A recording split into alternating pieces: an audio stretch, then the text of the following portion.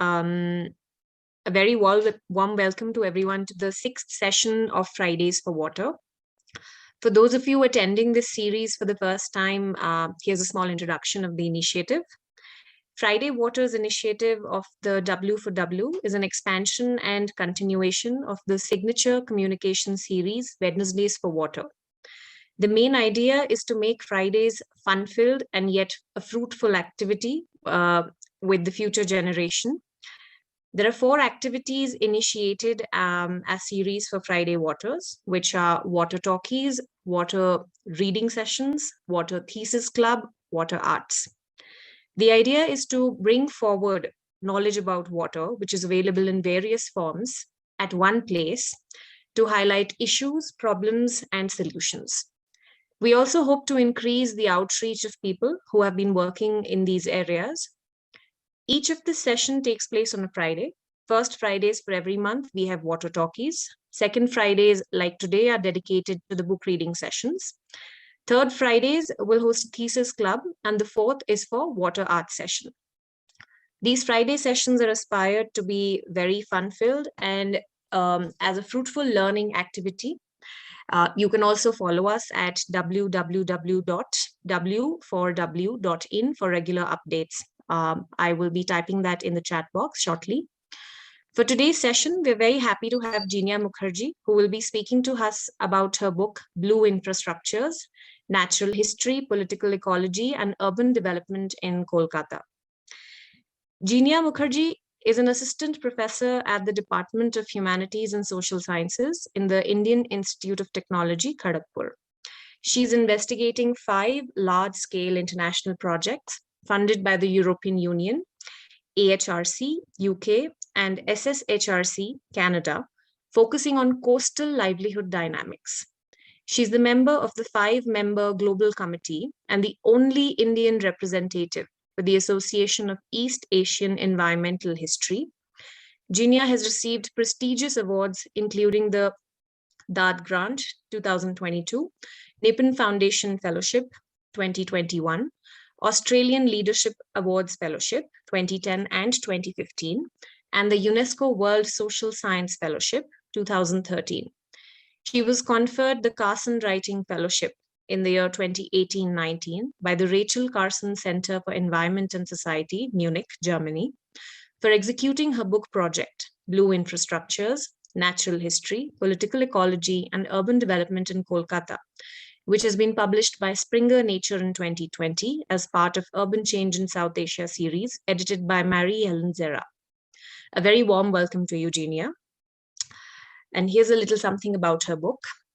Blue Infrastructures is a book that investigates the complex processes of Kolkata's urban development within a deltaic landscape that includes its rivers, tributaries, and wetlands. It traces the history and present condition of the elaborate canal networks and the unique system of sewage-fed fisheries and farming that made Kolkata a viable city in a vulnerable landscape. Dr. Mukherjee strings together a chronological narrative of Kolkata's formation by studying colonial archives dating back to the 1770s, state and municipal archives, and combining these with stakeholder interviews, including fishers, municipal, and state officials and activists. Her findings reveal a dynamic interplay between the city, its environment, technology, and politics that defy several conceptual binaries such as city, nature, urban, rural, land, water, and so on. And now I will hand over to Aashini, who will be our discussant for the session. Over to you, Aashini. Hi, good evening, everyone. My name is Aashini. I'm an architect and I work with People in Center Consulting in Ahmedabad, where I'm currently working on the issue of wastewater reuse in the city of Rajkot. Because as someone who works on wastewater and its political economy, Jenia's work came across as very intriguing, and that's why I was roped in for this particular reading. So I think Jenia has prepared a brief presentation for us, which she would go through to orient us with the content of her book. So over to you, Jenia. Yes, thank you very much, Garima and Aashini. And first and foremost, thank you to Mansi, and also thanks to Anuradha for putting us in touch together at IIT Kharagpur. And I think that, that this is such an opportunity, and I really like when you introduced Friday.Waters to me, I was fascinated to know about the different types of work that Friday.Waters is engaged with. And I would love to engage with, work with Friday.Waters and have some more innovative ideas through which we can also, plan more and more outreach activities, because I think that's also the need of the art. So how and why we should be actually, putting a lot of energies to translate theoretical discourses into actions and concerted actions, sustained actions, so that, real change, because we know that real change can actually start and be anchored at the ground level. So I think I saw this dream many years back, almost more than a decade back, and I wanted to it's a personal story. I think Blue Infrastructures is more a personal than a professional story, and the binaries between personal and professional, between risk, resilience, between state, local, get blurred. So Blue Infrastructure, I think, is the story of blurring and dismantling otherwise sacrosanct categories which appear as or which are actually placed before us as contradictory binaries. So it's a long history, and in the preface of the book, generally in academic writing, it is now said that don't go through the preface, don't go through the monologue, just start from the introduction. Because if you really need to capture the essence of an article or a hypothesis, just go through the introduction and start upright. But I think I'll highly discourage from this, so far as this particular book is concerned, because this preface and acknowledgement section is important, because it talks about this journey, the journey of the book itself, and why I try to discuss things that have been finally discussed in Blue Infrastructures, and why that discussion remained important. To me, it was very important. It seemed to be quite important 12 years back. And I still, the journey is on. And I think I have not deviated from that research direction. And I think this particular theme will be my forthcoming research area as well for the next few decades, I guess. So with this, I think I'll just be discussing the framework, which is the HUE framework, historical, urban, political ecology. And I'll also explain what kind of led me to formulate. Now, when I'm saying I have formulated HUE, there is a disclaimer that, of course, this also needs to be contextualized within the larger theoretical underpinnings of both political ecology and urban environmental history. So because urban environmental history and urban political ecology, if you see that since the last 30 years or so, last 2.5 or 3 decades, lot of research, works are pouring in these two major domains, which are part of this larger urban ecological social sciences frameworks. And political ecology, again, now many natural scientists, they are also quite intrigued. For example, Aashini, I think you come from the architecture background, but I think you definitely find political ecology useful, right? So, it intersects across different domains, and it transcends disciplinary boundaries and disciplines. And also, for example, Paul Robbins says that political ecology, it's a community of practice. So it's also important, how can we think about political ecology as an engaged praxis than, theory as such. So with this, quickly, I think I would be introducing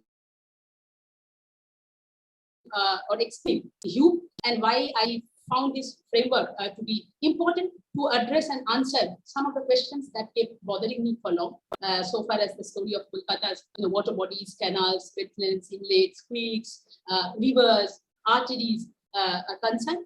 and everything as a composite system. So that's blue infrastructures. So many waters, together. And it's not only the story of waters, but also, that river is not only a natural or a material phenomenon, but at the same time, river is also a social phenomenon. It's a cultural thing. It's political. So a river is as much as political, cultural, social, technical as it is, natural. So just if I quickly now share the screen, I think this is visible. Yeah. So if you just see the back flip, the back cover of the book, this two lines, this phrase is there in the back cover of the book, the back flap of the book. So here you can see the front cover of the book, and this is I have extracted this few of these words from the back cover of the book, and this is something again which is close to my heart. And I think if someone can deeply probe into this, just these few words, I think one can capture the crux or the essence of what I wanted to convey in blue infrastructures. So, so it is in these blue infrastructures that the anecdote of origin, the account of functioning, and the apprehension of survival of the city is rooted. So we can see how the past, present, and posterity, they are kind of clubbed, they are weaved together, and how the city and these blue infrastructures, they coexist. So there is a history of co-evolution, there is the history of co-functioning, and the relationship between the city and her larger ecological infrastructures, it's very, very mutual, it's symbiotic, of course reciprocal. And so like the survival of the wetlands, for example, depend on the city and vice versa. And the climate resilience efficacy, or the flood resilience efficacy of the city of Kolkata, which is otherwise, like it's a deltaic city, so it's highly vulnerable to climate change. So if you go through any of these reports, even the latest assessment report of IPCC, you see how scientists have generated warnings and apprehensions about the future of Kolkata. Because she is a deltaic city, and and we can see that already Kolkata is encountered some of these problems. But then the thing is that if we can save our wetlands and do infrastructures, again I have already explained that this water infrastructure is a composite whole, then I think so they are not separate. So the city and nature, city and this blue lines together, blue patches, they it's an embedded, ingrained entity. Now coming to the framework, I have been trained in environmental history, because environmental history and also urban environmental history more specifically, and it's not a very old subject, so it's a recent domain. And as you understand that as environmental history or urban environmental history, so the scholars mainly rely on archival sources, historical documents in the forms of letters, like correspondence, reports, diary entries, revenue reports, so reports in many forms from different agencies. So you have to depend, and this is like hard work, because you have to keep depending on these sets of data, and sometimes there is lack of data, so you then have to triangulate it with other sets of data to even try to address archival silence at some points of time. So this ecological history, or more specifically urban environmental history, and then political ecology, again more specifically urban political ecology, and political ecology relying again a lot on ethnography, on field work. So why I found it important, significant to cross-fertilize these two urban environmental social sciences domain. So because for example, environmental history, it could provide long-term temporal scale to political ecological analysis. And on the other hand, political ecology also, enabled me to map mediations among actors across the long temporal range that I'm talking about. In this case, more specifically, colonial and contemporary Kolkata. Not before that, Devjanidhi has done her, for example, to an extent she has covered the pre-colonial part as well, but I have not covered because the story of blue infrastructure is absolutely rooted with the origin of the city of Kolkata as a city, as the urban, after the imperial infiltration during the late 17th century. So, and again, I gave the disclaimer that I said that youth is all about historical urban political ecology. It is all about cross-fertilization of these two research methodologies or domains, urban ecological history and urban political ecology, where you can deploy a wide range of methods from oral history to transit work to illustration analysis and several other things. So you can really experiment with methods and keep triangulating. Jenia, sorry, 10 minutes are up, so you can just take a few more minutes with the PPT. Yes, maybe two more minutes. Yeah. So now, so you can really kind of apply different methods together, and that is why you can also, for example, if you have certain questions which you are not being able to answer with one or two methods, you can apply other methods so that you can get comprehensive answers to that. So, for example, these days, the water scientists, they have become fascinated with pluralistic water research. So I think it encourages methodological pluralism. And the final thing that I would like to say now, and then go over to Aashini. So youth is my formulation, but at the same time, I think I was extremely inspired by people like Michael Watts, Diana Davis. So Diana Davis is an environmental historian who has worked on different issues, including the urban, in the global south mainly. And Michael Watts, I think all of us know Michael Watts, and he's a very radical political theologian. And he pointed out, for example, he said that why ethnography is important in historical analysis. Because he said that ultimately archival records are the products of the stagecraft. So then how authentic, how reliable can they be? So they need to get validated with other methods, right? So that is why we should not overtly, hugely rely on archival sources. Right?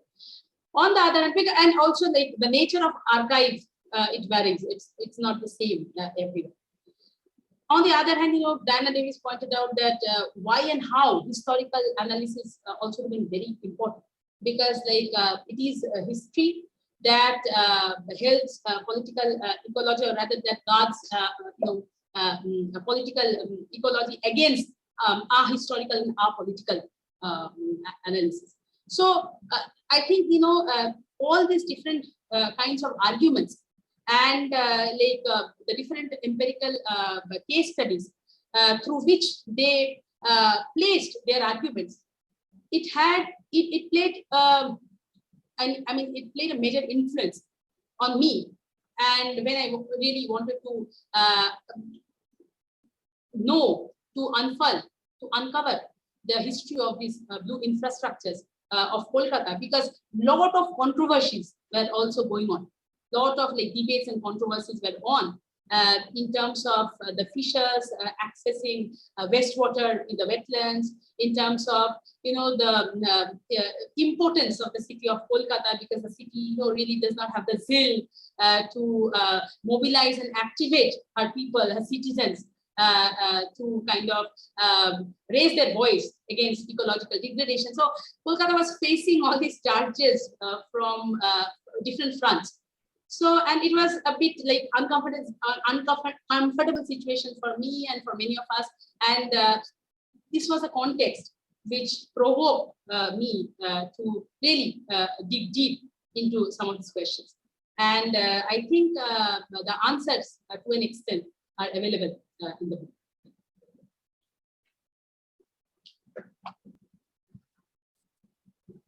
Great. Thank you so much, Jenia, for that explanation of your research methods. I've read a lot of historical as well as contemporary accounts of urban development and water infrastructure in Indian cities, but very few that take a long-term temporal, a long durée view of the subject, not just looking at the past dependence, but also looking at the political implications during critical transitional periods. So that was quite revelatory in your book. So I'm going to raise a few questions. So starting with chapter 4 of your book. So in chapter 4, you talk about the untamed practices of sewage-fed fisheries and farming that began to take shape around what you call the tamed interventions, such as the canals and the outfall schemes in the 1940s. So can you describe some of the collaborative arrangements or the institutional dynamics that took place between the Calcutta Corporation, the fishermen and the farmers around that time? And can you also dwell a bit on how they relate to the commonly accepted dichotomies such as municipal versus local or scientific versus folk knowledge? Yes, thank you for that question. Would you like me to share slides, because there are maps and the question is quite technical. Sure, that'd be good. Yes. Yes. So yes, I think this is a very, very important question, and I just mentioned that some of the questions were bothering me. So this was one question which was definitely bothering me, and I happen to be the student of Dr. Dhrubajyoti Ghosh, who was the sanitation engineer and who is also known as the father of the East Kolkata wetlands. And so I have closely worked with him, and he was very, very fascinated with this wastewater recovery practices in the wetlands. And I think he played a crucial role in making the state recognize this system, and a lot of other things followed after that. But one major disagreement that I started having with him was about this, binary understanding of a state, at one extreme, and then the community at the other side of the spectrum.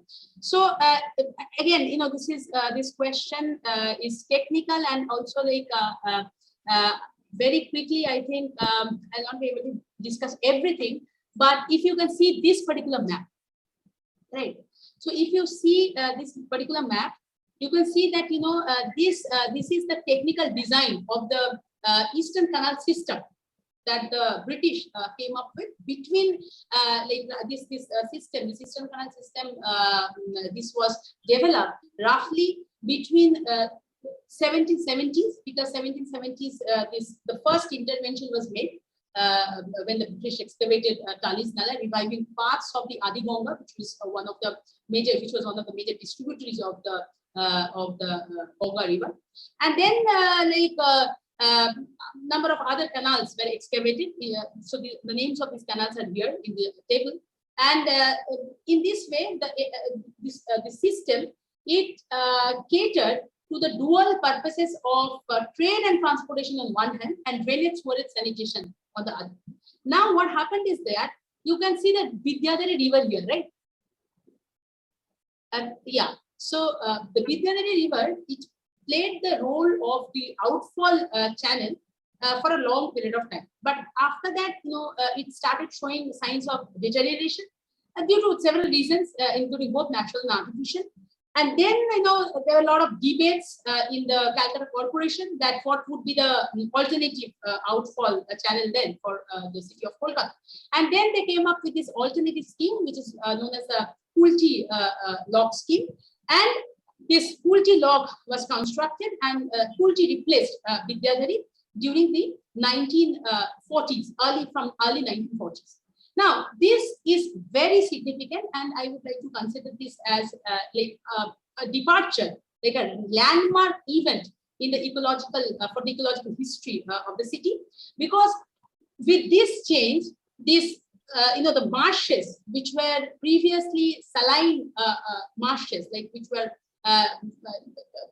saline fed marshes, and that is why the name itself was saltwater lakes, because the Vidyadhari used to carry saline water from the Bay of Bengal, the tidal river, and this is an undulating plain, undulating area, so the water could not, so the Vidyadhari spilled the saline water in the marshes, and the water could not get channelized out, and that led to the formation of the saltwater lakes, and it's a very, very big, so it has an old geological history as well. Now the thing is that, like, with the change of this outfall channel from Vidyadhari to Kulti, that led to a massive transformation in the ecological regime of the marshes. So they got transformed from saline fed to sewage fed marshes. So these are the wetlands. And because, like, then what happened is that it's an entire, so now I will come to this collaborative arrangement. And so what happened is that, so when these marshes transformed into sewage fed marshes, so the people, so, and there's an arrangement, it's a very, very complex arrangement. And these people, they are directly involved into this wastewater recovery practices, and it's a win-win situation for the city of Kolkata, because every every day the East Kolkata wetlands, it receives 750 million liters of waste, and then this wastewater gets recycled, and 20 tons of fish and 100 tons of vegetables are produced by the people. And so it generates, like, provisioning services for the people, livelihood opportunities for them. But and that is why Bhumajyoti Ghosh, to a great extent, he put a lot of weightage on the community, on what he called low cost folk technology, the technology or the techniques that these people they practice to recover wastewater. And then he also talked about the state, or the development projects, which is also true, where the state state is basically projected as the harbinger of development against the ecological dynamics of the wetlands. But that is not true, because, for example, the Kulti log scheme, it itself, like, so if you go through the government reports, so if you consult Irrigation and Waterways Department report, you see that the East Kolkata wetlands was actually the brainchild of the government only, of engineers at the Calcutta Corporation. And the Department of Fisheries was also involved in this venture. So it will be really erroneous to understand that, in this case, communities and the state and the government agencies, they are positioned against each other, right? And so this is, you can see that, so the sustainable flows between Kolkata and the East Kolkata wetlands, and how both the city and the wetlands are dependent on each other. And this entire system is managed across a complex array of kind of entanglement between technical apparatuses and social elements. Log gates, sewers, pump offices, everything is involved in this story. And you can see that, after wastewater enters through the dry weather flow canal, which is the main canal, carrying out conduit, which is the main conduit of wastewater, then the wastewater reaches to the bheris, that is the sewage-fed ponds, wastewater ponds, and these the wastewater reaches these bheris through small inlet canals, which were excavated by the zamindars, by actually people who were employed by the zamindars. So there was an arrangement where everyone was involved. So multi-stakeholder engagement, of course, was there. Otherwise, the system would not have kind of emerged. And then when wastewater reaches the ponds, so you can see that there are 3 different types of ponds. So they are known as series of waste stabilization ponds. And there are several distinct stages through which waste water gets transformed or is recycled. And you can also see the role of, like, non-human actors in this. including water hyacinth, coliform bacteria, snails, and whatnot. So this table is there. I'll also be happy to share this with you. It's there in the book itself. So it's a very complex process where all these actors, they together participate. And this collaboration, I think, is a key word than conflict. So once we shift our vantage point, I think our perception on the functioning of East Kolkata wetlands can actually get changed. So sorry for this long answer, and this is a bit underdeveloped. I must say this. I came up with this kind of table long back in 2015. So I have not in this particular presentation I have not updated the table, but but this is a basic. It's like you can consider it as a primary table with primary information on who are the stakeholders, who are the agencies who are involved in this, and what roles and responsibilities they play in the management and governance of wastewater in EKW. So the idea that is absolutely community owned, community managed, I think is not right. Great. Thank you so much for that reply. And I think it's a very wonderful finding, because when we think of the history of hydraulic infrastructure in India, on one hand, you have the work of Rowan D'Souza, who talks about making of a colonial hydrology, where he talks about the colonial technocratic initiatives of canal building. And on the other hand, you have volumes such as Dying Wisdom, which are more about indigenous, which is exclusively about the indigenous homegrown systems of water harvesting and irrigation that have evolved on the subcontinent. But what you bring about, what you bring forward is an argument that these are not mutually exclusive, and that many of these systems often co-evolve. So that's a very unique and nuanced finding, and I'm sure many of us are going to find that a very helpful way of looking at the colonial period, and especially the intermediate period around the 1940s. So I'm going to transition to some of the later parts of your book. So in around chapter 6, chapter 7, you talk about the slew of urban development and residential sprawl initiatives that were brought about in Calcutta, most famously in Salt Lake City in the 1960s. And also more recently, the metro rail construction in the 1990s over the Adi Ganga.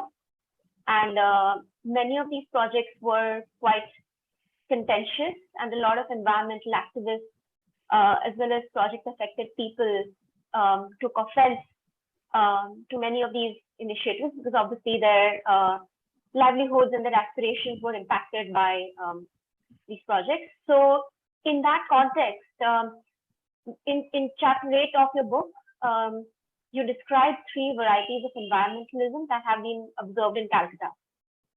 So firstly, in the case of the protests against the metro construction over the Adi Ganga, there was a clash between the middle-class environmental activists who were concerned with restoring the health of their heritage river, and the grassroots activism of the squatters who were concerned about their eviction and loss of livelihood. However, none of these agitations were successful, and eventually the project moved forward and the Adi Ganga was lost. On the other hand, you mentioned that the protests to protect the East Calcutta wetlands were much more successful due to the involvement of multiple stakeholders. Can you elaborate more on the positive impact of these initiatives, and also what were some of the blind spots? Yes. So I think again, a very, very important question, and varieties of urban environmentalism. This is something which is also like a lot of work on this as well, starting with Amitabh Bhaviska's framework on the bourgeois environmentalism. And then people like, for example, Pablo Ghosh, he has also used it, applied it within the context of Kolkata when he talked about these neoliberal urban development projects in Kolkata in the same period of time, which I also talk about in this particular book. Now, what was happening was that, this like as you mentioned that the metro railway pillars constructed on the Adi Ganga Trolleys Canal, and the canal system, the entire canal system, it got converted from navigable river routes or navigable trade routes to nallas, to just carriers of wastewater. A lack of maintenance, a lot of degradation, they got polluted, choked. And like I asked many people, like, what do you think is the reason behind this deterioration of this otherwise this fascinating water route that was already there, through which British earned a lot of revenue. Now, unfortunately, I found a very linear answer. And the answer was that so far, as the canal system is concerned, the British period was a golden period, the golden age. And when we make an entry to the contemporary period, then the contemporary period is actually can be perceived as the era of degradation or deterioration and also displacement. So, but then, I again think that this kind of an argument is a bit linear and reductionist, because when I started going through the archival reports, one interesting finding was that from 19 or actually after 1890s, so from the 1900s or so, there was like a kind of an archival void or silence in so far as the revenue reports were concerned. Because we can see that how aggressively the colonial administration actually they maintained these reports, the proceedings, these revenue reports, etc. From where actually I could trace, that how this canal system was fruitful, like 7 times more fruitful than the Eastern railway system between 1850 and 1890s or so. But after that, suddenly what I found was that, there was a dearth of data. So then, this was a mystery. So I had to consult then other reports from other agencies, and definitely found out that the entire shift. So there was a shift from canals, actually first from boat traffic to steamer traffic, and then to railways. Absolutely. And what we find is that, and through this we understand that this one needs to also understand this succession of technologies aged within the calculus of rule of the statecraft. So there is no doubt about that. So this kind of an understanding that in the colonial period, the British were very conscious about the canal system, but then there was no maintenance during the contemporary period is hugely challenging and problematic. So then, so far as the wetlands are concerned, we can again see that, as you mentioned, that from the 1960s or so, the wetlands started getting converted into real estate, into concrete. So they started they started emerging as a speculative space. So a lot of investments going on, kind of converting these wetlands into concrete big buildings. You can see atmosphere here, but this is one of the very recent buildings. And the advertisement read would you like to have your apartment in the clouds? So, but at the cost of wetlands. So that part was not there, but yeah. And this is definitely a lucrative construction project on the eastern periphery of Kolkata. But then what was happening was that, since the formation or since the sanction of the Salt Lake Township project from 1960s, when Bidhan Chandra Rai was the chief minister of Bengal, to Rajarhat, and to multiple other small scale, moderate scale development projects that Kolkata has visualized in her eastern part, on the peri-urban interface of the city. They definitely had done a lot of harm to the wetlands and thus to the ecosystem services that the city and also the people accrue from the wetland ecosystem. Now, one major criticism, sorry for this long background, but then one major criticism for the city was that the city is very timid, docile, passive. And so, the citizens are not bothered. So Kolkata is not like Bangalore or Chennai, where, people are very active. They really bother about nature. And so hence Kolkata did not see any wave of environmental activism or environmental. This is again another term which was brought to the city, which is wrong, because people were very bothered.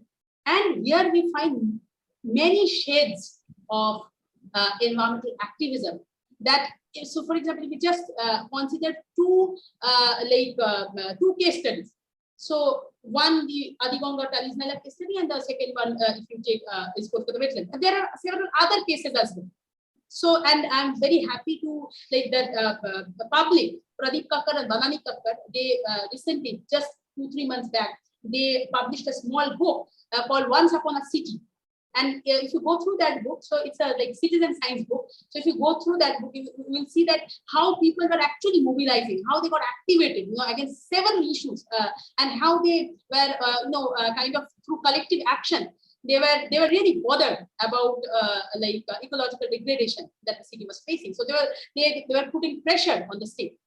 So, coming back to these two case studies. So the first one, the Adigonga Talis Canal case study. We see that this case study is a bit complex. If we try to understand the nature of environmentalism surrounding the Adigonga Talis Nala preservation case. So what happened is that you can see Reboti Ranjan Babu here is Reboti Ranjan Bhattacharya, and he represents the so-called quote-unquote, the elite section of the society, where these people, they were really bothered to save the river, the Adigonga, because even before the inception of the metro project, the river was in a very bad state. The canal was in a very bad state. So this Reboti Ranjan Bhattacharya, along with several other eminent scholars and scientists of the city, they collaborated. They collaborated with each other, and they wrote letters to different agencies, and they tried to kind of put pressure on the central government so that Adigonga gets restored. And also as part of the gap, because a lot of funds were available in the Ganga Action Plan, that time, so 1990s.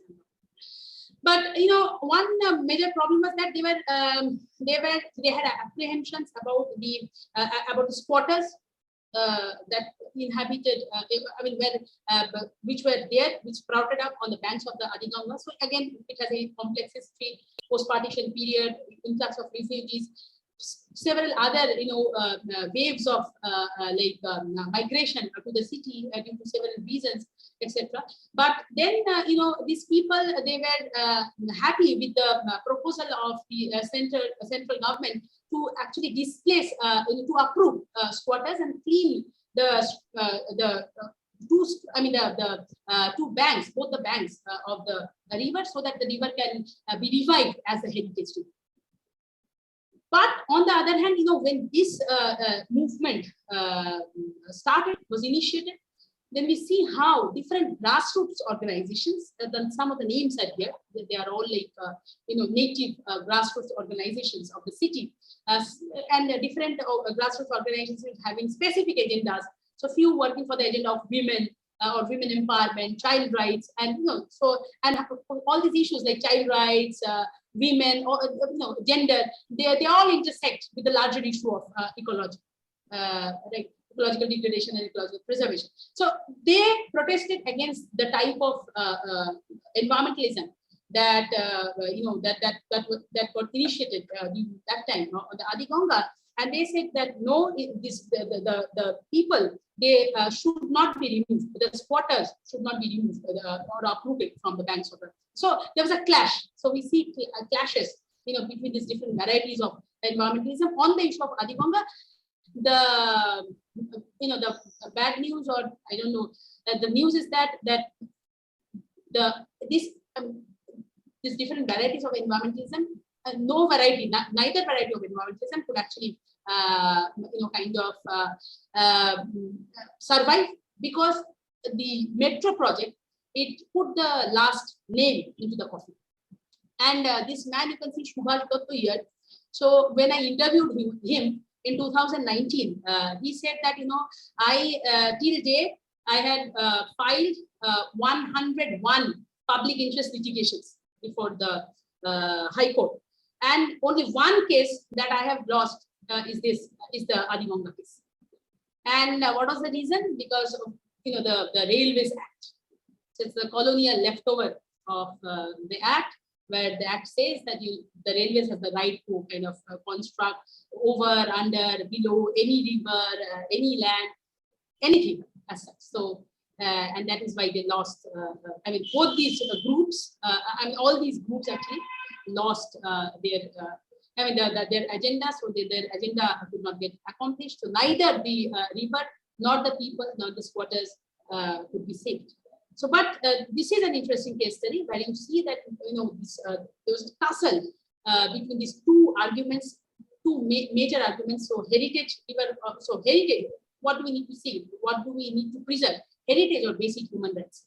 So, and we'll be happy to know that we have kind of elaborated the argument that is already there in infrastructures in chapter 8. So now there is also another book chapter specifically focusing on the Adi Ganga issue, where we could cover where we advanced this argument and validated it with more data. And quickly coming to the East Kolkata wetlands case or case study, this book unfortunately has been banned, and I think from the title you can understand why it has been banned by this German researcher Hans Dembowski, and taking the state to the court. So how the state was actually dragged to the court by many people, even the bureaucrats, they were involved into a conspiracy. So, and so I had the opportunity and the fortune to work with Dr. Ashish Ghosh, the director of the Zoological Survey of India. And he was very bold, and he, I think, kind of spearheaded spearheaded environmental activism on the East Kolkata wetlands issue in the 1990s, and from backdoor, and he was supporting public, and then the case was fought for almost a year or so, and it's an enthralling history of how, for the first time, the Chief Justice Umesh Chandra Banerjee, he left the courtroom and visited the East Kolkata wetlands, and he said that not only the waste recycling region, not only the WRR, but the entire 12,500 hectares should be preserved, because one needs to understand wetlands as a part of this entire intertidal basin. So, and this was also the case due to which the green bench was formed for the first time in the Calcutta. So, it's a very strong history of environmental activism. So again, this understanding or lopsided perspective that Kolkata, the citizens of Kolkata do not bother for nature, environment, it's not true. And the fight is still on. So you can see that this is the final thing I'm mentioning here right now. So this flyover, the 6 kilometers flyover on the wetlands, it of course will do a lot of harm. And this is the new project. But again, we see that how people have come together. And here, when I say people, they include people from different strands, different strata of society. How they they are trying hard to actually to stop and halt this project. And one good news is that that when in 1992 public won the case over state, then after a period of 10 years, after 1 decade, East Kolkata wetlands also got the Ramsar status in 2002. And this Ramsar status, I think, is very, very important. And the best thing that is happening in the city now is that many big buildings and projects have been demolished by the Kolkata police and the East Kolkata Wetland Management Authority. I think we have a brilliant CTO over there right now. And also like, so for example, one controversial thing is that like this big meditation camp and center by Ravi Shankar has been badly demolished, which is a very good news actually for the city of Kolkata, and people are trying hard. So what we still see is there, and that we are surviving. I think a lot of efforts had gone into this. That's great. It's very inspiring to see the enthusiasm and the radicalism of the citizens of Calcutta to preserve their environment. And on the whole, I think that's one of the charms of your book, is that because you've been able to give such a long period perspective, and you managed to capture all these historical continuities, is what has helped me at least to be able to understand some of the developments in my own city in a more nuanced way, and to be able to look past a lot of these binaries. And I think that's also a very valuable lesson to learn for all of those who are activists or environmentalists or into advocacy in any capacity in our own cities. It's very important, I believe, also based on your findings, to have a big tent rather than squabble over who is the best ally. I think that's interesting finding. We're bringing this presentation, this event to a close. So I'm going to raise the last question from my end, and then we'll move over to some of the audience questions. Would you just quickly share some of your ongoing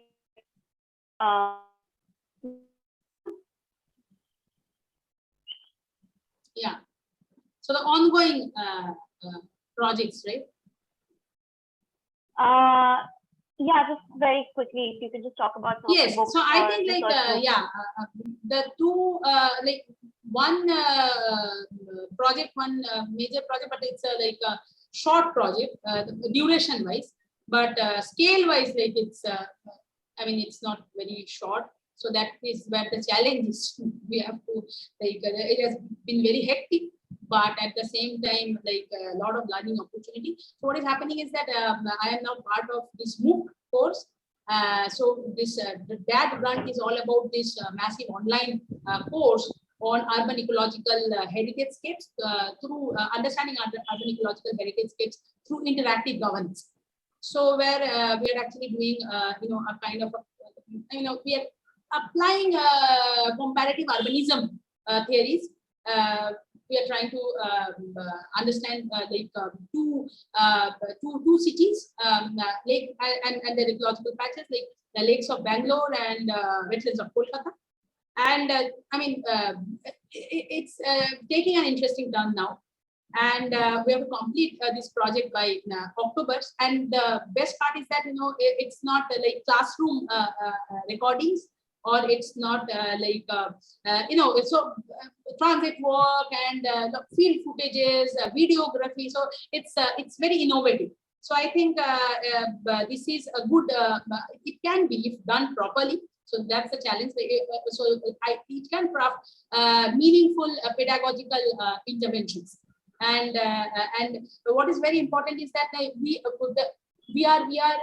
are taking video footages from those lakes and from those, you know, lively, vibrant ecosystem. At the same time, we are having interviews on those spots, and we are interviewing many people, all the voices. We are trying to, you know, so that people can hear all the voices from the horse's mouth, from not our mouths. And but the again challenge is how we weave all the snippets together and produce this 10-hour, you know, long MOOC course. But till now, we remain excited, though it's hectic, but we really remain very excited with this MOOC. I have Roktima here with me. Roktima showed that we are all part of this MOOC. We are spending sleepless nights. But I think like what is very important is that I think the students and commoners, everyone will enjoy when they will be able to access this MOOC, because it will be open-ended. So open-ended means it will be open access. So I'm trying it through the Untitled platform, but let's see. And it will not be like my other courses, for example, water society, sustainable, or urbanization and environment, because this is going to be very, very interactive. So we would like to give you the feel that you are actually watching a movie. So let's see how it comes out. And we also have a couple of other plans, but they're all in the pipeline. But all, in the line of doing a more interactive.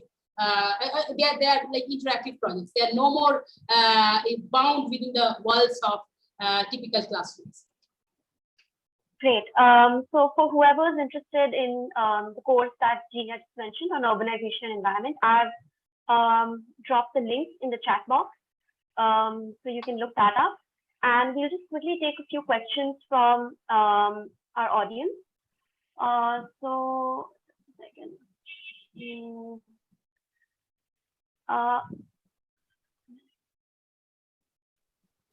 So we had a question. Sir had raised hand, huh? So Ramesh Chandra sir had raised hand.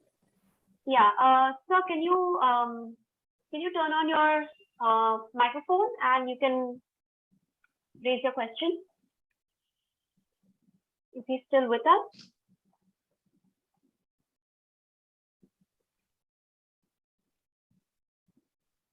I think we can go ahead with the questions in the chat box, Aashini.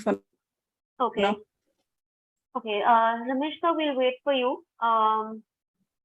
In the meanwhile, Mansi raised the question that when you take the East Calcutta wetlands in today's context, when we are promoting the chemically induced centralized wastewater treatment, how viable are these systems still, and do you see a possibility of a kind of a synergy between the new centralized mechanized systems and these kind of nature-based systems? Yeah, so if I have understood this question correctly, it's about whether this East Kolkata wetlands has the viability at all, or these STPs are more viable in terms of because there are quality questions. Importantly, because we are putting chemicals in STP, and because EKW was more about nature based, and we are doing fish, and it's a food park. Yes. So I think again, this is something on which lot of debates, discussions are going on, and you can understand the different lobbies having their take on this particular thing. So you are saying that the SPPs are not eco-friendly, but they say that the East Kolkata wetlands are actually not eco-friendly because there has been a change in the quality of wastewater, and this is true because we don't have cow sheds anymore in Kolkata. So there was a ban on this cow shed and cattle shed, and this gobar, that's the cow dung. It used to play a very important role as so far as the quality of wastewater was concerned. But now the fishers, they don't receive this cow dung effluent at all. So they are also complaining against the quality of wastewater, and on the other hand, there is an increase in the inorganic waste. So toxic materials and shampoo, plastic bottles, detergents, etc. But even after saying this, I am continuously in touch with the wetlands. So after every 2-3 months, I pay a visit to the wetlands, and this is very, very regular. So I think that still the wetlands are extremely viable. Not because of anything else, but because of the fact that as the community, the entire community is thriving on this particular ecosystem, so they take the onus. In this case, they actually take the onus to manage the wetlands. So if there is a problem, there is anything wrong, there are issues relating to technicalities, so they come up with ways through which, and eco-friendly ways actually, because they don't want to, for example, use antibiotics also and artificial fish feed, etc. So they come up with natural ways through which they try to tackle the problem at the local level. And most of the times it actually works.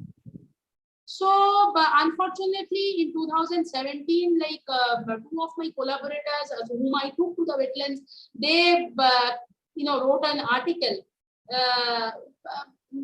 raising the issue that how safe is it to consume fish from the wetlands, and they also used some of these technical parameters from the WHO and so.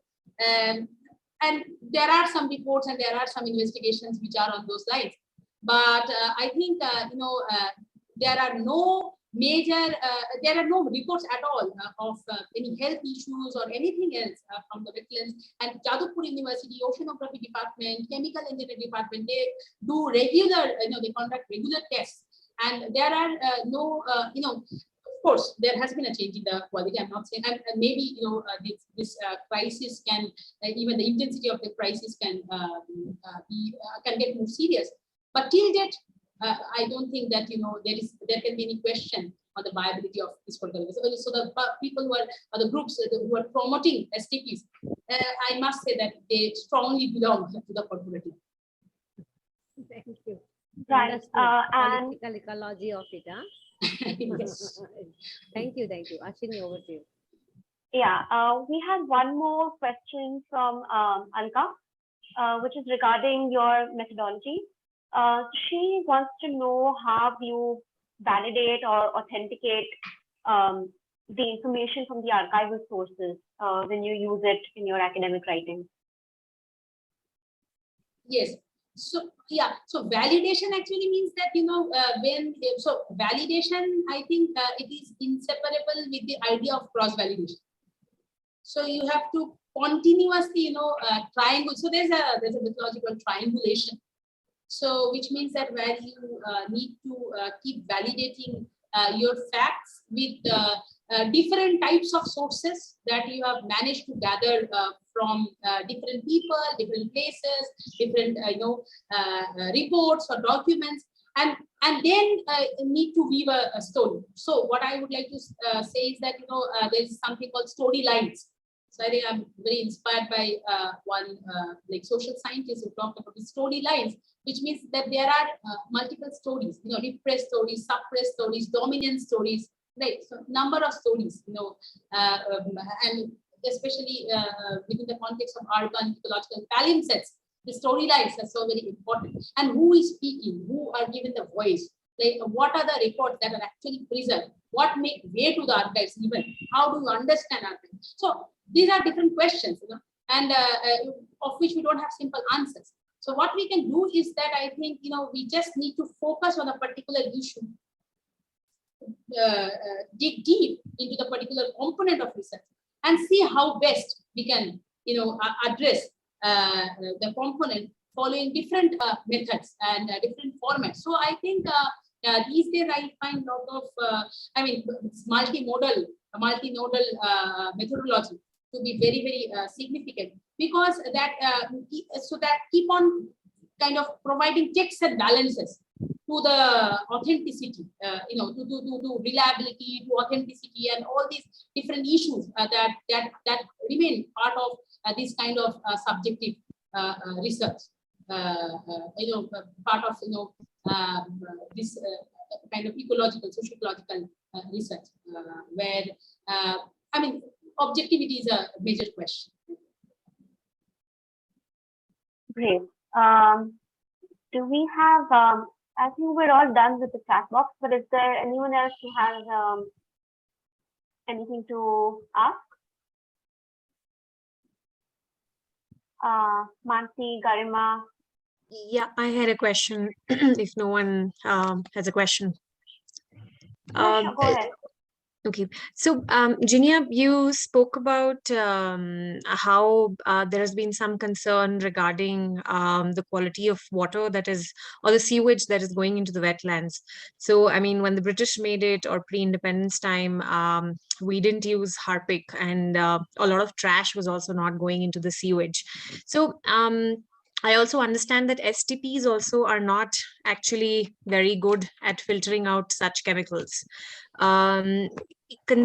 in terms of a natural system like Kolkata's wetlands, how do we address this problem? I mean, is there a way to modify the wetland in a natural way so they can deal with such chemicals in a better way? Or does the answer solely lie in reducing the outflow of such chemicals? So at the consumer end, one decides that, okay, we're not going to use this, and even at a industrial end, because that kind of wastewater also ends up there. Yeah, yes, I think like the answers are already there in your question, and because like these are all the different possibilities, and again lot of discussions going on this same issue of the quality of wastewater. And like when East Kolkata Wetlands also got this Ramsar status in 2002. After that, there was an interesting PIL, an interesting case which is known as Mehta versus the state, and this was about the pollution load, in the Ganga and also the arteries and her distributaries. It also included, this Adi Ganga, Talis Nala, and the canal system of Kolkata as part of the lower Ganga basin. And so the idea was that, of course, Mehta won over the state, where the state was then bound to relocate, this canneries from the Topshia Tiljala areas because they were creating a lot of pollution. But unfortunately, when they were relocated, they finally found space in Bantola, which is again, part of the wetlands. So it's a very tricky question. But what happened is that they say that, in Bantola, they have more appropriate system to deal with this waste from the tanneries. But again, that's also not totally correct, because the fishers keep complaining against this, the foul smell, and also the, you can see the color of the water. And what is happening is that there are again multiple issues, because there are protests regarding this. One important thing was that during the British times, and this sedimentation tanks were constructed at the Bantola log gate. So the idea was that, the sedimentation tanks to an extent will treat the wastewater, and then the treated wastewater will finally enter to the inlet canals, and then this partially treated wastewater will serve the beds. But these sedimentation tanks did not function for long. That's for 5-6 years, and then they became defunct. So one major possibility could be actually, and on which discussions are going on, could be actually to revive this and restore these sedimentation tanks. Then then the viability of the EKW, I think, will get better ensured.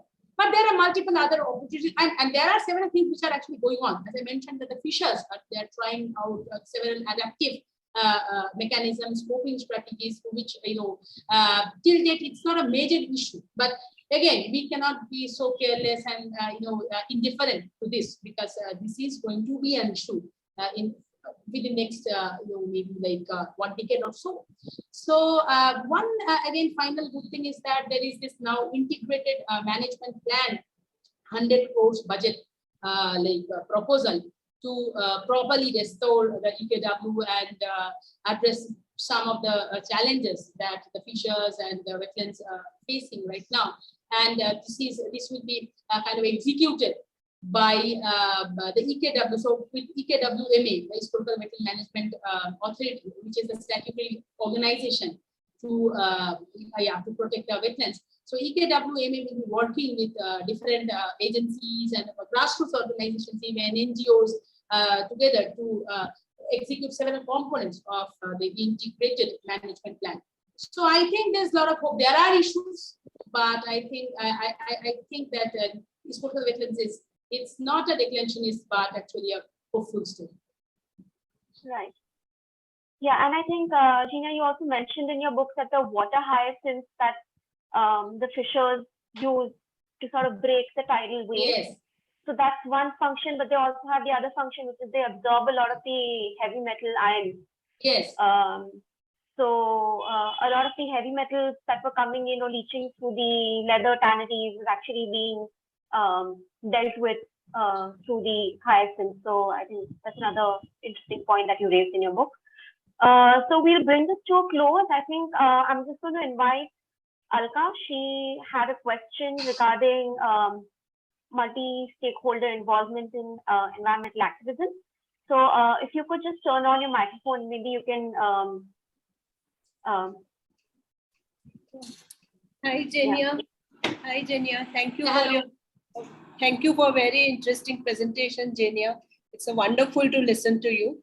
I just was wondering about one thing, that it seems that the space for activists and as well as for users who are not really connected so much is reducing to raise their concerns. So in such a situation, how multi-stakeholder processes or polycentric things would work? So what you are trying to ask is that how this activism can continue. Yeah, so the space for PILs, or how does now this bringing together people for raising the concerns would happen? It's a big worry in many ways. Yeah. Yes. So yes. Again, environmental activism or urban environmentalism, it cannot be understood through broad stroke of the brush, because it's a complex story of victories and violations. And but I would say that the fight is on, and we are really not doing bad. And I'm really not exaggerating with this Kolkata bias heavily on me. But these are facts. So, for example, in chapter 8 itself, I think I have done a kind of a comparative, not comparative, but a chronological exploration of activism in the pre-Ramsar period and activism during the post-Ramsar period. So, I took this Ramsar period as the landmark, so 2002, and how activism from the early 1990s actually enable EKW to get this Ramsar status. And then what happened, because even within the Ramsar site, in the post-2002 period, some development projects were sanctioned. And even within 12,500 hectares, the wetlands made way to real estate. But then again, the city saw waves or huge protests against this, mainly through PILs, but also through several other protest mechanisms and tactics. And now the good news is that the Kolkata police has also become quite careful about this, and the EKWMA is really playing an important role. It also depends on the bureaucrats and also the person who are in charge of things. So the good news is that we have a good CTO, and I think that people are quite mobilized now.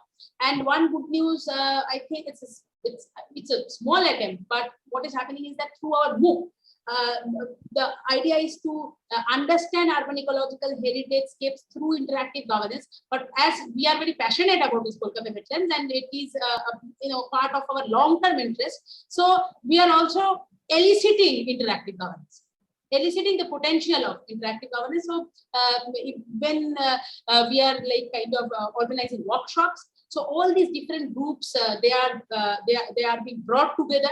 And on 29th July, we had one of the workshops so far as this book project was concerned, where the CTO, the different NGOs, GROs, and several other people, academia, all of us, our team, we were there brainstorming on several issues, that the EKW is actually facing.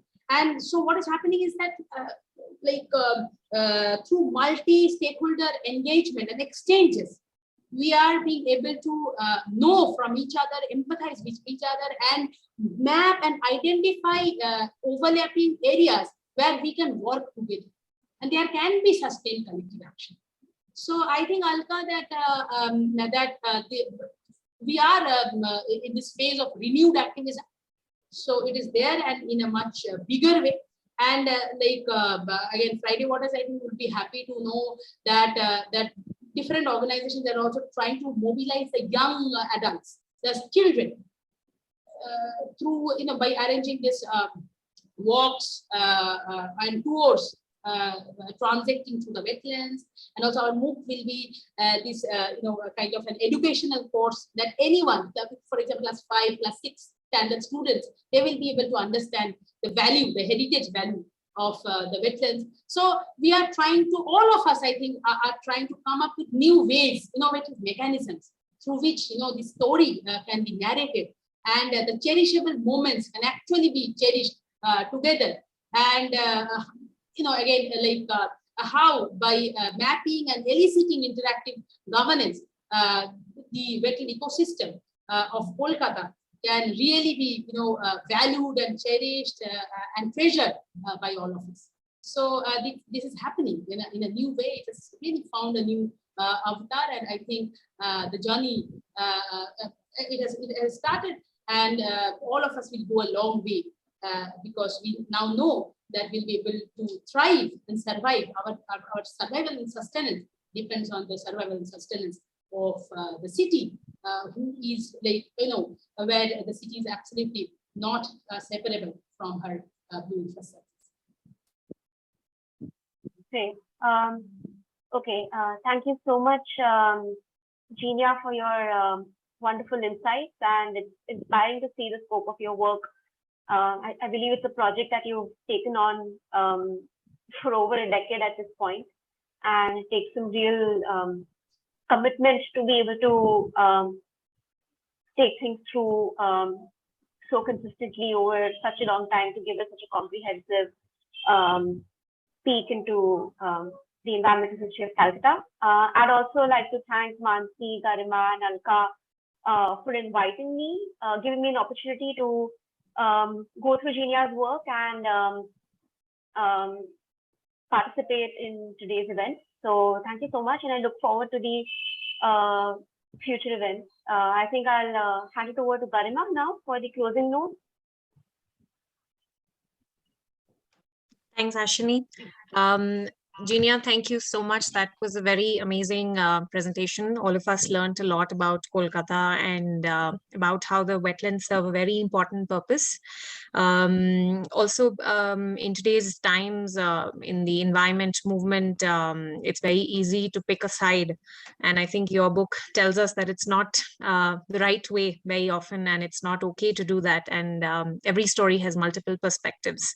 So that was a great learning for me personally, and I think for a lot of others here. So we will be closing this session today.